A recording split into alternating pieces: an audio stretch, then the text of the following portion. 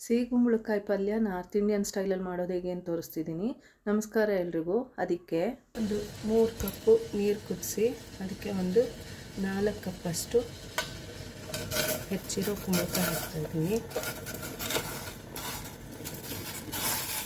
ಅದಕ್ಕೊಂದು 1/4 ಟೀ ಸ್ಪೂನಷ್ಟು ಅರಿಶಿನ, ಅರ್ಧ ಟೀ ಸ್ಪೂನಷ್ಟು ಉಪ್ಪು ಹಾಕಿ ಬೇಯಕ್ಕೆ ಬಿಡ್ತೀನಿ. ಇನ್ನೊಂದು ಕಡೆಗೆ 2 ಟೇಬಲ್ ಸ್ಪೂನ್ ತುಪ್ಪ ಹಾಕಿ ಅದು ಕಾಯೋ ಅಷ್ಟರಲ್ಲಿ 1 ಟೀ ಸ್ಪೂನಷ್ಟು ಕೊತ್ತಂಬರಿ ಬೀಜ ತೊಗೊಂಡು ಅದನ್ನು ಈ ಥರ ಸುಮ್ಮನೆ ಕ್ರಷ್ ಮಾಡಿಕೊಂಡು ಇದಕ್ಕೆ 1 ಟೀ ಸ್ಪೂನ್ ಸಾಸಿವೆ, 1 ಟೀ ಸ್ಪೂನ್ ಮೆಂತ್ಯ, 1 ಟೀ ಸ್ಪೂನು ಸೋಂಫ್ ಮತ್ತು ಒಂದು 1/4 ಟೀ ಸ್ಪೂನ್ ಇಂಗು ಇದನ್ನು ಹಾಕ್ಕೊಂಡು ಇದನ್ನು ಕಾದಿರೋ ತುಪ್ಪಕ್ಕೆ ಹಾಕಿ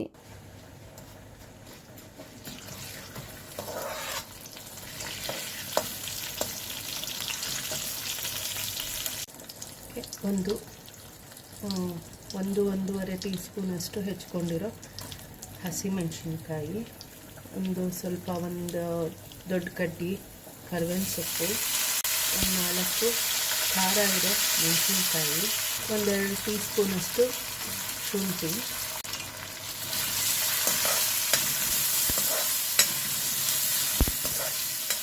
ಹುರಿದು ತುಂಬ ಕಷ್ಟ ಏನಿಲ್ಲ ಈ ಪಲ್ಯ ಮಾಡೋದು. ಸುಮಾರು ಇಂಗ್ರೀಡಿಯೆಂಟ್ಸ್ ಹಾಕ್ತೀವಿ ಅಷ್ಟೇ. ಎಲ್ಲ ಒಟ್ಟಿಗೆ ಹಾಕಿ ಬೆಂದಿರೋದನ್ನು ಹೋಳನ್ನ ಹಾಕಿ ಕೈ ಆಡಿದ್ರೆ ಆ್ಯಕ್ಚುಲಿ ಪಲ್ಯ ರೆಡಿ ಆಗುತ್ತೆ. ಹೋಳು ಬೇಯೋಕ್ಕೆ ಏನು ಟೈಮ್ ತೊಗೊಳುತ್ತೆ, ಇದು ಹುರಿಯೋಕ್ಕೆ ಏನು ಟೈಮ್ ತೊಗೊಳುತ್ತೆ ಅಷ್ಟೇ. ಇದಕ್ಕೆ ಈಗ ಟೊಮೆಟೊ ಹಾಕಿ 1 ಕಪ್ಪು,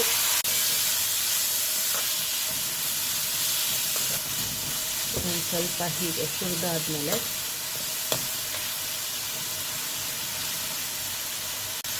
ಇದಕ್ಕೆ 1 ಟೀ ಸ್ಪೂನ್ ಉಪ್ಪು, ಒಂದು ಅರ್ಧ ಟೀ ಸ್ಪೂನ್ ಅರಿಶಿನ, 1 ಟೇಬಲ್ ಸ್ಪೂನು ಕೊತ್ತಂಬರಿ ಬೀಜದ ಪೌಡ್ರ್ ಧನಿಯಾ powder, 1 tablespoon red chilli powder, 1 tablespoon dry mango powder, amchur powder ಅಂತೀವಲ್ಲ ಅದು, ಅದನ್ನು ಹಾಕಿ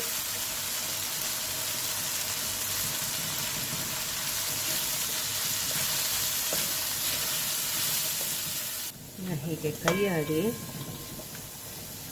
ಇದಕ್ಕೆ ಈಗ 1 ಕಪ್ಪಷ್ಟು ಕುಂಬಳಕಾಯಿ ಬೇಯಿಸ್ತಾ ಇದ್ದೀನಲ್ಲ ಅದೇ ನೀರೇ ತೊಗೊಂಡಿದ್ದೀನಿ, 1 ಕಪ್ಪು. ಅದನ್ನು ಹಾಕಿ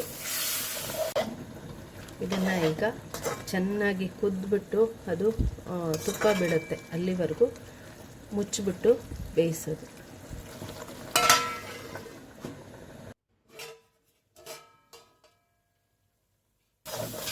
ಈ ಥರ ನೀಟಾಗಿ ಬೆಂದು ತುಪ್ಪ ಬಿಡುತ್ತೆ ಸುತ್ತಲೂ.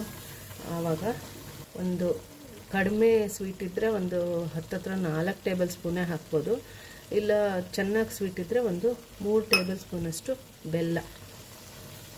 ಈ ಪಲ್ಯ ಹೀಗೆ ಇದರಲ್ಲಿ ಮೆಂತ್ಯ ಇದೆ, ಖಾರ ಇದೆ, ಬೆಲ್ಲ ಇದೆ, ಉಪ್ಪಿದೆ, ಆಮೇಲೆ ಮ್ಯಾಂಗೋ ಪೌಡರ್ ಹಾಕೋದ್ರಿಂದ ಹುಳಿ ಇದೆ, ಎಲ್ಲ ಟೇಸ್ಟು ಸೇರಿಕೊಂಡು ತುಂಬಾ ಚೆನ್ನಾಗಿರುತ್ತೆ. ಇಲ್ಲಿ ಇದನ್ನು ಚೈತ್ರ ನವರಾತ್ರಿ ಆಮೇಲೆ ಶರನ್ನವರಾತ್ರಿ 2 ನವರಾತ್ರಿಗಳಲ್ಲೂ ಇದನ್ನು ವ್ರತ ಅಂತ ಮಾಡ್ತಾರಲ್ಲ ಅವರು, ಅದರಲ್ಲಿ ಮಾಡೋ ಪಲ್ಯ ಇದು ಮಾಡ್ತಾರೆ. ಫುಲ್ಕ ಜೊತೆ, ಪೂರಿ ಜೊತೆ, ನಾರ್ಮಲಿ ಪೂರಿ ಜೊತೆನೇ ಅದನ್ನು ಪೇರ್ ಮಾಡೋದು. ನಾನು ಇವತ್ತು ಅಕ್ಕಿ ರೊಟ್ಟಿ ಜೊತೆ ಮಾಡ್ತಾಯಿದ್ದೀನಿ. ನೋಡಿ, ಹೋಳು ಬೆಂದಿರೋದನ್ನು ಹಾಕಿ ಚೆನ್ನಾಗಿ ಧಾರಾಳವಾಗಿ ಸ್ವಲ್ಪ ಜಾಸ್ತಿನೇ ಆಲ್ಮೋಸ್ಟ್ ಒಂದು ಅರ್ಧ ಕಪ್ಪಷ್ಟು ಕೊತ್ತಂಬರಿ ಸೊಪ್ಪು ಹಾಕಿ ಕೈ ಆಡಿದ್ರೆ ಪಲ್ಯ ರೆಡಿ. ತುಂಬ ರುಚಿಯಾಗಿರುತ್ತೆ, ತುಂಬಾ ಚೆನ್ನಾಗಿರುತ್ತೆ. ಆಮೇಲೆ ಸಿಹಿಗುಂಬಳಕಾಯಿ ಒಳ್ಳೆ ಹೆಲ್ದಿ ವೆಜಿಟೇಬಲ್ ಕೂಡ ಅಲ್ವಾ. ಮಾಡಿ ನೋಡಿ ನೀವು ಎಲ್ಲರೂ.